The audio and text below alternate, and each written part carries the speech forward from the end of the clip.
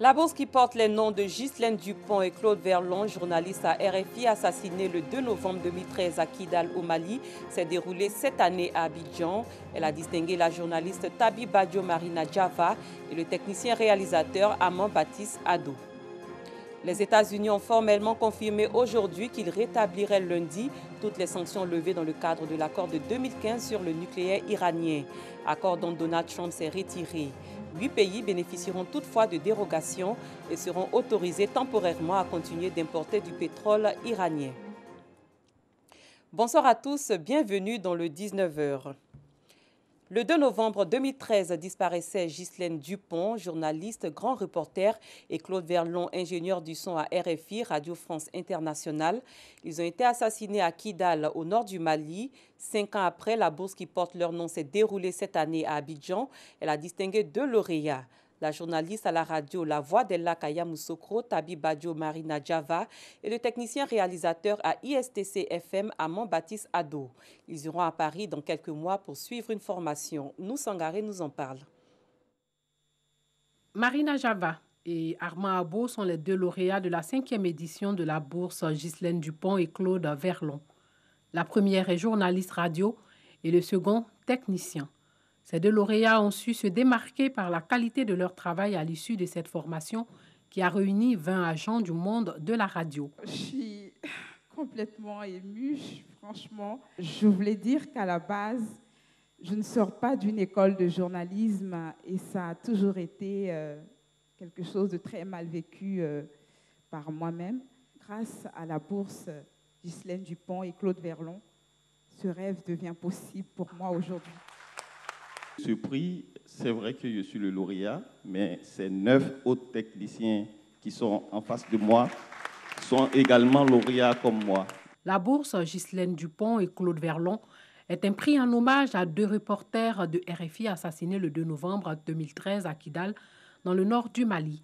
Cette bourse récompense chaque année dans un pays africain les journalistes et techniciens radio. Ce qui a donné naissance à ce prix, c'est la volonté que la douleur qui a entouré la mort tragique et le lâche assassinat de Ghislaine Dupont et Claude Verlon, que cette douleur soit féconde. De cette douleur naisse quelque chose de positif et que dans l'esprit qui était celui de Ghislaine et Claude de transmettre leur professionnalisme, leur exigence, dans cet esprit-là qu'on puisse transmettre en leur nom, en leur mémoire, pour qu'elles restent vivantes à de jeunes professionnels en Afrique francophone.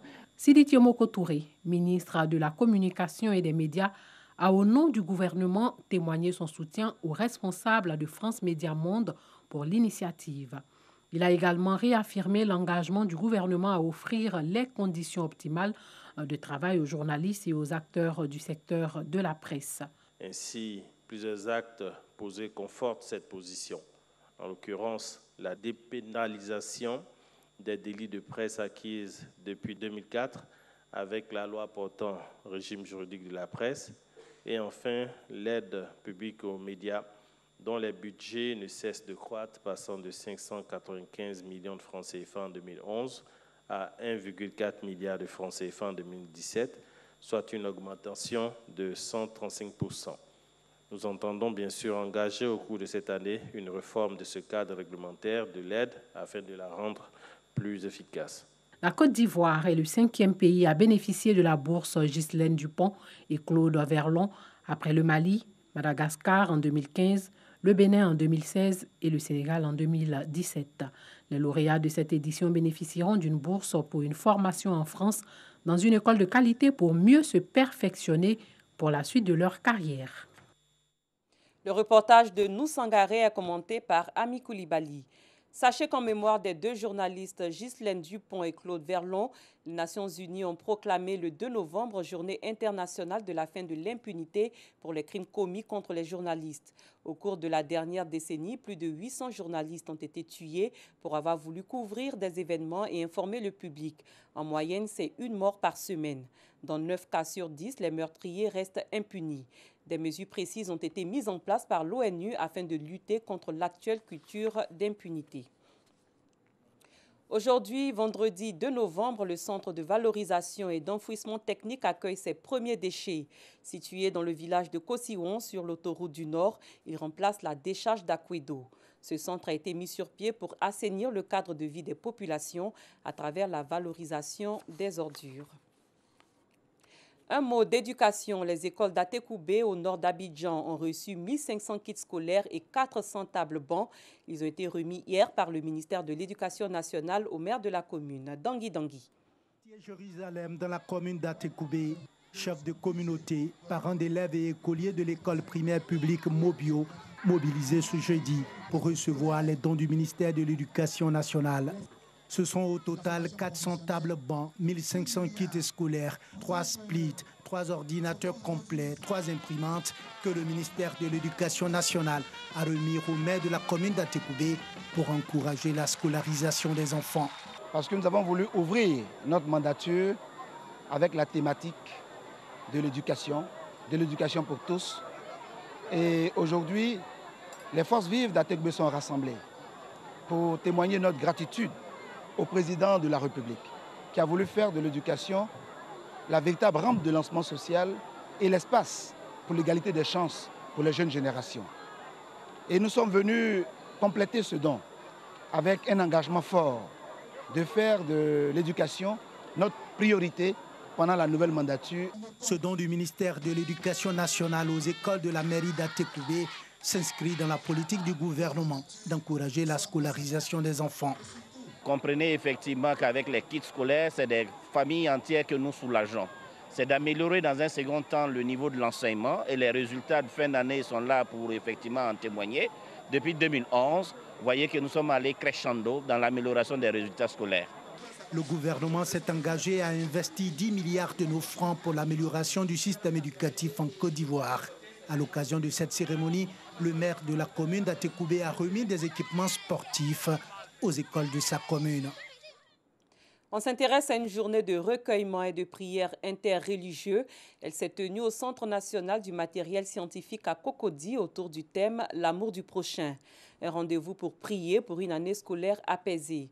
C'est une initiative du ministre Kandia Camara et des acteurs du système éducatif. Moussa Koulibaly, Pargasso Rokoni. Tous unis pour faire des prières en faveur de l'année scolaire. Guides religieux et fidèles des communautés musulmanes et chrétiennes, mais aussi acteurs du système éducatif ivoirien, ont prié pour les disparus de la grande famille de l'éducation nationale. Seigneur, cette année, nous voulons que tu prennes le contrôle, qu'il y ait moins de grèves pour que nos enfants puissent apprendre. Nous sommes là parce que Dieu veut que nous nous regardions avec amour. Et c'est dans l'amour que Dieu accepte les prières. Voilà pourquoi nous allons prier.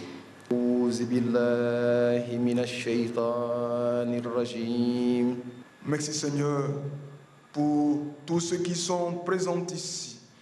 Bénis leur service, bénis leurs différentes familles et permets que nous puissions nous donner la main d'association pour avancer avec toi. Minutes de silence et recueillement ont ponctué ces moments. Chapelet en main, la ministre de l'Éducation nationale, de l'enseignement technique et de la formation professionnelle, Kandia Camara, fait le vœu d'une année scolaire paisible. Que Dieu accorde la protection à tous les membres de la communauté éducative. Que Dieu fasse que l'année scolaire se déroule dans de très bonnes conditions. Que Dieu fasse que nous vivions tous de grands bonheurs à partir des prières qui vont être faites aujourd'hui et surtout de très bons résultats scolaires en fin d'année. Prières et adorations, des temps forts qui ont marqué cette cérémonie religieuse et spirituelle. Depuis 2013, l'école ivoirienne a perdu 7 inspecteurs généraux et 8 inspecteurs de l'enseignement secondaire. Nous sommes au lendemain de la Toussaint. Le 2 novembre, la commémoration des fidèles défunts invite à prier pour les morts. Au menu de cette journée de recueillement, visite au cimetière, entretien de la tombe sur laquelle on met des fleurs et prière en souvenir des êtres chers. Ici en Côte d'Ivoire, les familles chrétiennes ont rendu hommage à leurs membres disparus. Doigt de laser. L'entrée du cimetière municipal de Williamsville, transformée en marché de fleurs. Adam Oyo, fleuriste de profession, s'est installé ici il y a 2 jours Il propose ces gerbes de fleurs aux passants. On a choisi de venir parce que les parents ont besoin de le bouquet de fleurs pour aller déposer sur le tombeau. Et c'est pour cela qu'on a décidé de venir les vendre. Pour 3 000, 2 000 et puis à 1 000 francs 500. Depuis le matin, j'ai commencé à vendre. Par la grâce de Dieu, j'ai gagné pour moi aussi. Je vais prendre des bouquets pour aller déposer sur mes parents et prier. Je fais ça, c'est comme je suis en contact avec eux aujourd'hui. Pour ne pas transporter ça d'où je quitte pour venir, quand je prends ici, ça m'arrange, prix abordable. Comme lui, de nombreux commerçants de fleurs abordent les parents des défunts pour la vente de leurs gerbes de fleurs. Une bonne affaire selon bon nombre de vendeurs. Chaque année, on est là. On est là, on vient vendre. Dès que c'est pas mal, on vient chercher un peu pour aller. Le matin, juste au soir, souvent, on peut vendre 100 000 ou bien 150 000. Ce matin, nous sommes venus pour vendre des bouquets pour les morts. J'ai déjà fini tous mes exercices à faire et donc j'ai dit je vais venir me distraire un peu, en cherchant un peu d'argent. Le cimetière est visiblement rempli de visiteurs. Certains pour le dépôt des gerbes sur la demeure d'un parent défunt et d'autres pour déposer des bougies. Chacun vient honorer la mémoire d'un être disparu. C'est le père de mes enfants. Nous sommes venus quand même lui dire que nous pensons toujours à lui et que nous le portons toujours dans le cœur parce qu'il nous manque beaucoup. Je dis à toutes les veuves que Dieu n'abandonne jamais. Il est le père des orphelins, il veille toujours sur nous. Il faut qu'on mette notre foi en Jésus parce que c'est lui qui a le dernier mot. Priez pour nos parents défunts, pour honorer leur mémoire, afin que Dieu puisse les accepter encore chez lui, en sa demeure.